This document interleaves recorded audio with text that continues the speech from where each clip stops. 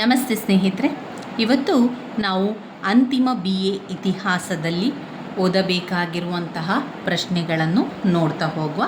ಅಂತಿಮ BA ಇತಿಹಾಸ course 3 Karnataka ಇತಿಹಾಸ ಮತ್ತು ಸಂಸ್ಕೃತಿ, ಕೋರ್ಸ್ 4ರಲ್ಲಿ ಆಧುನಿಕ ಜಗತ್ತಿನ ಇತಿಹಾಸ ಕೋರ್ಸ್ 4, ಹಾಗೆಯೇ ಕೋರ್ಸ್ 5 ಏಷ್ಯಾದಲ್ಲಿ ವಸಾಹತುಶಾಹಿತ್ವ ಮತ್ತು ರಾಷ್ಟ್ರೀಯತೆ.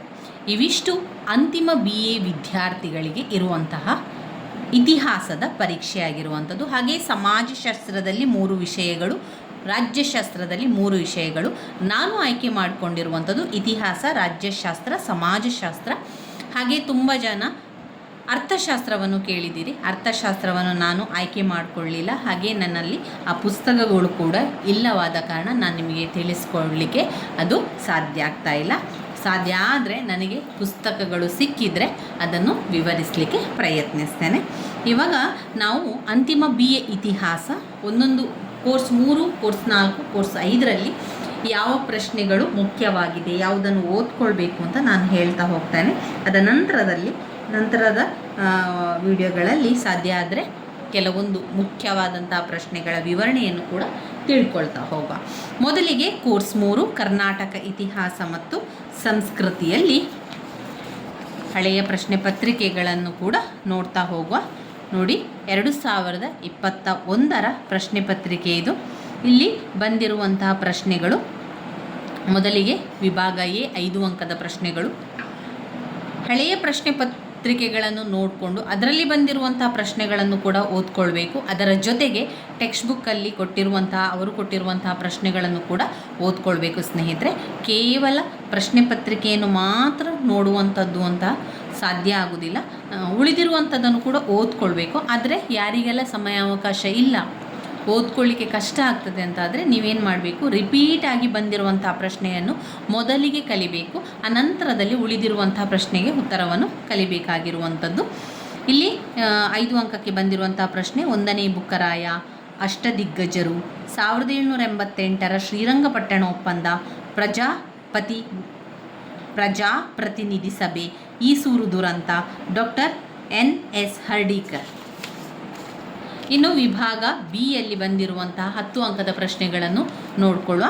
ವಿಜಯನಗರ ಇತಿಹಾಸದ ಅಧ್ಯಯನಕ್ಕೆ ಸಾಹಿತ್ಯಾಧಾರಗಳನ್ನು ವಿವರಿಸಿ, ತಾಳಿಕೋಟೆ ಕದನದ ಕಾರಣಗಳು ಮತ್ತು ಪರಿಣಾಮಗಳನ್ನು ಚರ್ಚಿಸಿ, ಕೆಳದಿ ಶಿವಪ್ಪ ನಾಯಕನ ಆಳ್ವಿಕೆಯ ಮಹತ್ವವನ್ನು ನಿರೂಪಿಸಿ, 1830ರ ನಗರ ದಂಗೆಯನ್ನು ಚರ್ಚಿಸಿ, ಮೈಸೂರು ಸಂಸ್ಥಾನಕ್ಕೆ ದಿವಾನ್ M ವಿಶ್ವೇಶ್ವರಯ್ಯನವರ ಸೇವೆಯನ್ನು ಮೌಲ್ಯೀಕರಿಸಿ, ವಿಧುರಾಶ್ವತ್ಥ ಧ್ವಜ ಸತ್ಯಾಗ್ರಹದ ಪ್ರಾಮುಖ್ಯತೆಯನ್ನು ಪರಿಶೀಲಿಸಿ. ಇನ್ನು ಬರುವಂಥದ್ದು ವಿಭಾಗ Cಯಲ್ಲಿ 15 ಅಂಕದ ಪ್ರಶ್ನೆಗಳಿರುವಂಥದ್ದು. ವಿಜಯನಗರ ಸಾಮ್ರಾಜ್ಯದ ಆಡಳಿತ ಪದ್ಧತಿಯನ್ನು ವಿವರಿಸಿ, ದಿವಾನ್ ಪೂರ್ಣಯ್ಯನವರ ಜೀವನ ಮತ್ತು ಮೈಸೂರು ಸಂಸ್ಥಾನಕ್ಕೆ ಅವರ ಸೇವೆಯ ಕುರಿತು ಬರೆಯಿರಿ, ಮಾರ್ಕ್ ಕಬ್ಬನ್ನವರ ಕಾಲದ ಮೈಸೂರು ಸಂಸ್ಥಾನದ ಆಡಳಿತ ಪುನರ್ ಸಂಘಟನೆಯನ್ನು ವಿವರಿಸಿ, ಕರ್ನಾಟಕ ಏಕೀಕರಣ ಚಳುವಳಿಯ ಕುರಿತು ವಿಶದಪಡಿಸಿ ಅಂತ ಕೇಳಿದ್ದಾರೆ. ಇವಿಷ್ಟು ನಮಗೆ ಹಳೆಯ ಪ್ರಶ್ನೆ ಪತ್ರಿಕೆ 2021ರ ಪ್ರಶ್ನೆ ಪತ್ರಿಕೆಯಲ್ಲಿ ಬಂದಿರುವಂಥ ಪ್ರಶ್ನೆಗಳಾಗಿದೆ ಸ್ನೇಹಿತರೆ. ನೀವು ಓದಬೇಕಾದ್ರೆ ಪದೇ ಪದೇ ರಿಪೀಟ್ ಆಗಿರುವಂಥ ಪ್ರಶ್ನೆಗಳನ್ನು ನಾವು ನೋಡಿಕೊಂಡು ಗುರುತನ್ನು ಹಾಕ್ಕೊಂಡಿರುವಂಥದ್ದು.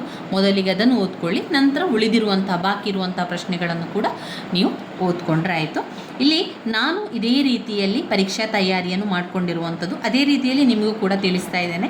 ಒಂದು ವೇಳೆ ನಿಮಗೆ ಈ ರೀತಿ ಇಷ್ಟ ಇಲ್ಲ, ನೀವು ಹಳೆಯ ಪ್ರಶ್ನೆ ಪತ್ರಿಕೆಯನ್ನು ನೋಡಿಕೊಂಡು ಓದ್ತಾ ಇಲ್ಲ ಅಂತಂದರೆ ನಿಮ್ಮದೇ ಆದ ರೀತಿಯಲ್ಲಿ ನೀವು ಟೆಕ್ಸ್ಟ್ ಬುಕ್ಕಲ್ಲಿ ಯಾವ ರೀತಿಯನ್ನು ಓದ್ಕೊಳ್ತೀರಿ ಅದೇ ರೀತಿಯಲ್ಲಿ ಓದ್ಕೊಳ್ಳಿ.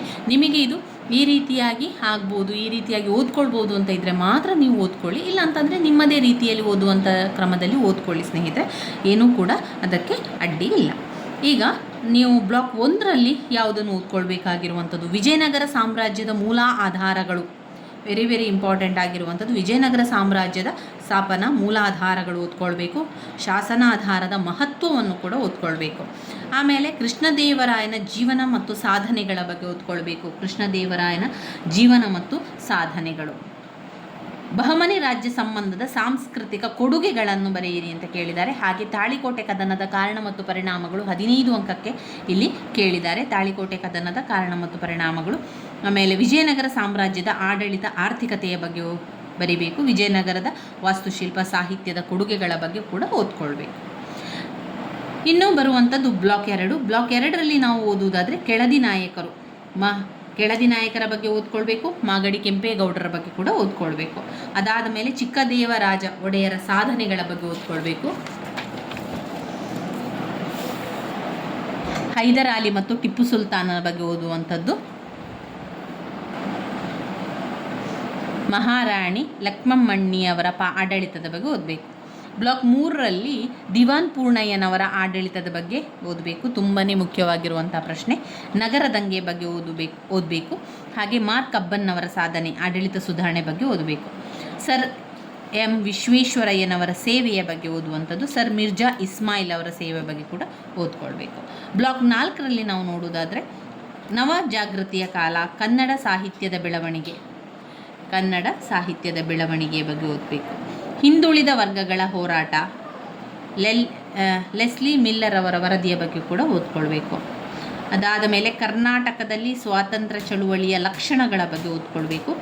ಮೈಸೂರು ಕಾಂಗ್ರೆಸ್ ಸ್ಥಾಪನೆಯಲ್ಲಿ ಶಿವಪುರ ಸತ್ಯಾಗ್ರಹ, ವಿದುರಾಶ್ವತ್ಥ ದುರಂತ, ಈಸೂರು ಪ್ರಕರಣ, ಮೈಸೂರು ಚಲೋ ಚಳುವಳಿ, ಇವಿಷ್ಟೂ ಕೂಡ ತುಂಬಾ ಮುಖ್ಯವಾಗಿರುವಂಥ ಪ್ರಶ್ನೆಗಳು, ಅದು ಕೂಡ ಓದ್ಕೊಳ್ಬೇಕು. ಕರ್ನಾಟಕ ಏಕೀಕರಣ, ನೀವು ಇದರಲ್ಲಿ ನೋಡುವುದಾದರೆ ತುಂಬಾ ಮುಖ್ಯವಾಗಿರುವಂಥ ಪ್ರಶ್ನೆಗಳನ್ನು ನಾವಿಲ್ಲಿ ಕಾಣ್ಬೋದು. ಯಾವುದನ್ನು ಓದಬೇಕು, ಯಾವುದನ್ನು ಬಿಡಬೇಕು ಅಂತ ನಮಗೆ ಯೋಚನೆಗಳು ಬರ್ತದೆ. ನೀವು ಏನು ಮಾಡಿ ಅಂತ ಹೇಳಿದರೆ, ಮೊದಲಿಗೆ ಬ್ಲಾಕ್ 1ರಿಂದ 2 ಪ್ರಶ್ನೆಯನ್ನು ಆಯ್ಕೆ ಮಾಡಿಕೊಂಡು ಅದನ್ನು ಸರಿಯಾಗಿ ಕಲಿಯಿರಿ. ಅದಾದ ನಂತರ ಬ್ಲಾಕ್ 2ರಲ್ಲಿ ಮತ್ತೆರಡು ಪ್ರಶ್ನೆಯನ್ನು ಆಯ್ಕೆ ಮಾಡಿಕೊಂಡು ಓದ್ಕೊಳ್ಳಿ. ಬ್ಲಾಕ್ 3ರಿಂದ ಮತ್ತೆರಡು ಪ್ರಶ್ನೆಗಳನ್ನು ಆಯ್ಕೆ ಮಾಡಿ ಓದ್ಕೊಳ್ಳಿ. ಬ್ಲಾಕ್ 4ರಲ್ಲಿ ಕೂಡ 2 ಪ್ರಶ್ನೆಯನ್ನು ಆಯ್ಕೆ ಮಾಡಿಕೊಂಡು ಸರಿಯಾಗಿ ಓದ್ಕೊಳ್ಳಿ. ಅವಿಷ್ಟು 6 ಪ್ರಶ್ನೋತ್ತರವನ್ನು ಸರಿಯಾಗಿ ಕಲಿತ ನಂತರ ಮುಂದಿನ ಪ್ರಶ್ನೆಗೆ ನೀವು ಹೋಗಿ. ಅದರಿಂದ ಎಲ್ಲ ಬ್ಲಾಕಿನಿಂದಲೂ ಕೂಡ ನೀವು ಆಯ್ಕೆ ಮಾಡಿ ಓದ್ಕೊಳ್ಬೇಕು. ಕೇವಲ ಒಂದು ಬ್ಲಾಕಿನಿಂದ ಓದ್ಕೊಂಡ್ರೆ ಸಾಕಾಗೋದಿಲ್ಲ. ಯಾಕಂದರೆ ಅವರು ಪ್ರಶ್ನೆಗಳನ್ನು ಕೇಳಬೇಕಾದ್ರೆ 4 ಬ್ಲಾಕಿನಿಂದ ಆಯ್ಕೆ ಮಾಡಿ ಪ್ರಶ್ನೆಗಳನ್ನು ಕೊಡ್ತಾರೆ. ಅದರಿಂದ 4 ಬ್ಲಾಕಿನಿಂದಲೂ ಕೂಡ ಆಯ್ಕೆಗಳನ್ನು ಮಾಡಿ ಓದ್ಕೊಳ್ಬೇಕು. ನೀವು ಕೇವಲ ಬ್ಲಾಕ್ 1 ಮಾತ್ರ ಓದ್ಕೊಂಡ್ರಿ ಅಂತಾದರೆ ಅವರೇನು ಮಾಡ್ತಾರೆ, ಬ್ಲಾಕ್ 2, 3, 4ರಲ್ಲೂ ಕೂಡ ಪ್ರಶ್ನೆಗಳನ್ನು ಆಯ್ಕೆ ಮಾಡಿ ಕೊಡ್ತಾರೆ. ಆವಾಗ ನಮಗೆ ತುಂಬಾ ಕಷ್ಟ ಆಗ್ತದೆ, ಹಾಗೆ ಬರೀಲಿಕ್ಕೂ ಕೂಡ ಸಾಧ್ಯ ಆಗೋದಿಲ್ಲ. ಈ ರೀತಿಯಾಗಿ ಓದ್ಕೊಳ್ಳಿ. ಬ್ಲಾಕ್ 1ರಿಂದ 2 ಪ್ರಶ್ನೆಯನ್ನು ಆಯ್ಕೆ ಮಾಡಿಕೊಳ್ಳುವಂಥದ್ದು, ಬ್ಲಾಕ್ 2ರಿಂದ ಆಯ್ಕೆ ಮಾಡಿಕೊಳ್ಳುವಂಥದ್ದು, ಈ ರೀತಿಯಾಗಿ ಮಾಡಿಕೊಂಡ್ರೆ ನಿಮಗೆ ಬೇಗ ಓದಿ ಕೂಡ ಆಗ್ತದೆ. ಎಲ್ಲ ಟೆಕ್ಸ್ಟ್ ಬುಕ್ಕಲ್ಲಿರುವಂಥದ್ದನ್ನು ಹೆಚ್ಚಿನ ಪ್ರಶ್ನೆಯನ್ನು ಕೂಡ ಕವರ್ ಮಾಡಲಿಕ್ಕೆ ಸಾಧ್ಯ ಆಗ್ತದೆ. ಇನ್ನು ಇದಾಯಿತು. ಇನ್ನು ಕೋರ್ಸ್ 4ರಲ್ಲಿ ಯಾವ ಪ್ರಶ್ನೆಗಳನ್ನು ಓದ್ಕೊಳ್ಬೇಕು? ಆಧುನಿಕ ಜಗತ್ತಿನ ಇತಿಹಾಸ. ಇಲ್ಲಿ ಕೂಡ ನಾವು ಒಮ್ಮೆ ಹಳೆಯ ಪ್ರಶ್ನೆ ಪತ್ರಿಕೆಯನ್ನು ನೋಡಿಕೊಳ್ಳುವ. 2024ರ ಪ್ರಶ್ನೆ ಪತ್ರಿಕೆ ಇದು.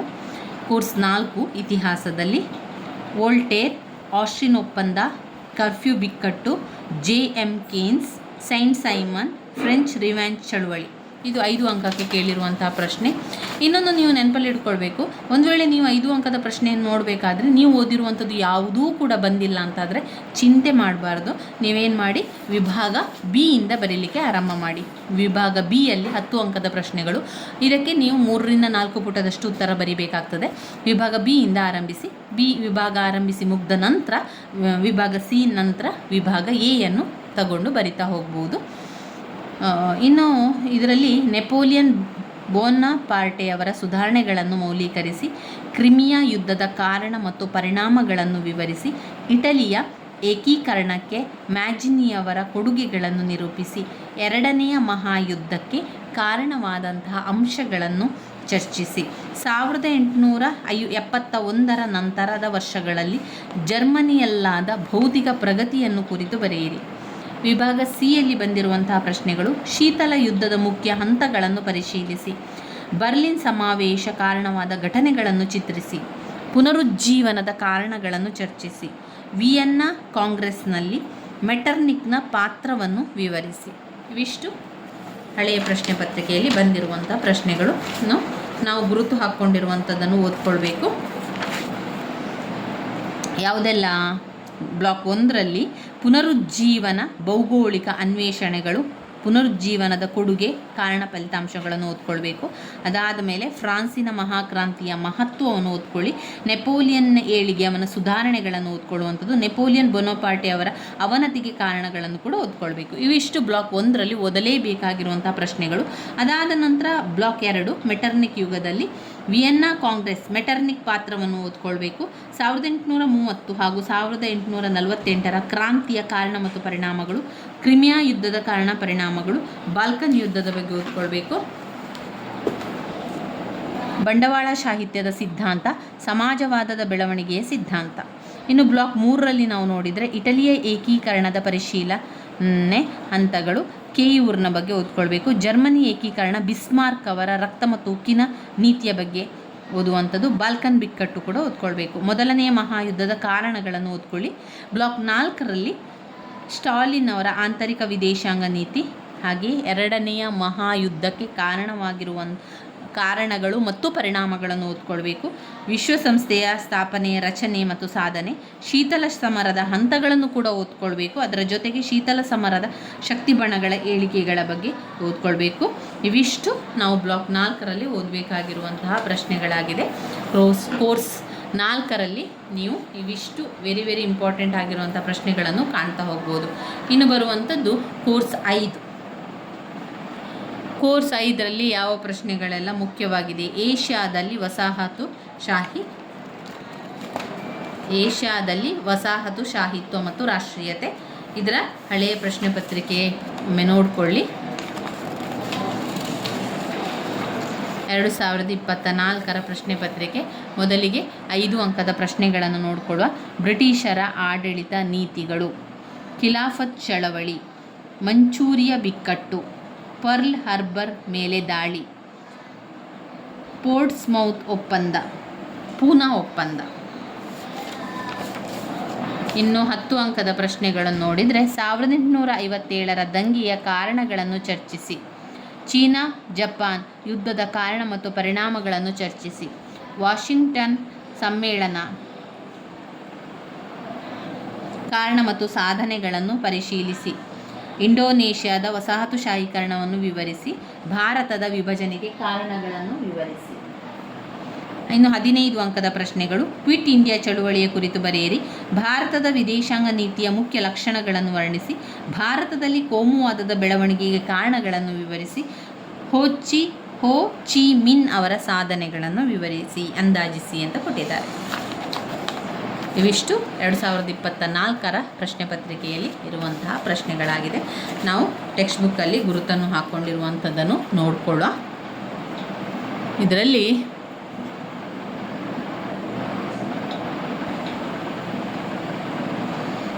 ಬ್ಲಾಕ್ 1 ಮೊದಲನೇದಾಗಿ ವಿಕ್ಟೋರಿಯಾ ರಾಣಿಯ ಘೋಷಣೆಯನ್ನು ಓದ್ಕೊಳ್ಬೇಕು. ರಾಷ್ಟ್ರೀಯತೆಯ ಬೆಳವಣಿಗೆಯ ಕಾರಣಗಳು, ತೀವ್ರಗಾಮಿಯ ಬೆಳವಣಿಗೆ, ಬಾಲಗಂಗಾಧರ್ ತಿಲಕರವರ ಪಾತ್ರ.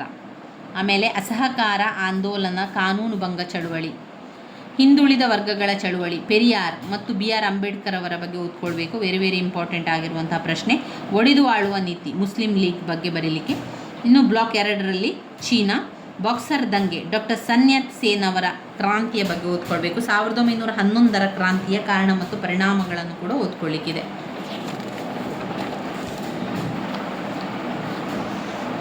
ಚೀನಾ ಜಪಾನ್ ಯುದ್ಧದ ಕಾರಣ ಪರಿಣಾಮಗಳು, ರಾಷ್ಟ್ರೀಯವಾದಿಗಳು ಕಮ್ಯುನಿಸ್ಟರ ನಡುವಿನ ಸಂಘರ್ಷ. ಇನ್ನು ಬ್ಲಾಕ್ 3ರಲ್ಲಿ ಓದಬೇಕಾಗಿರುವಂಥದ್ದು 2 ಮಹಾಯುದ್ಧಗಳ ನಡುವಿನ ಜಪಾನ್, ಮಿತ್ರಪಕ್ಷಗಳ ಆಳ್ವಿಕೆ, ಇಂಡೋನೇಷ್ಯಾದಲ್ಲಿ ರಾಷ್ಟ್ರೀಯತೆಯ ಬೆಳವಣಿಗೆ, ಡಾಕ್ಟರ್ ಸುಕರ್ನೋರವರ ಪಾತ್ರ, ಹೋ ಚಿ ಮಿನ್ ಅವರ ಪಾತ್ರ. ಬ್ಲಾಕ್ 4ರಲ್ಲಿ ವಿಭಜನೆಯ ಸಮಸ್ಯೆಗಳು,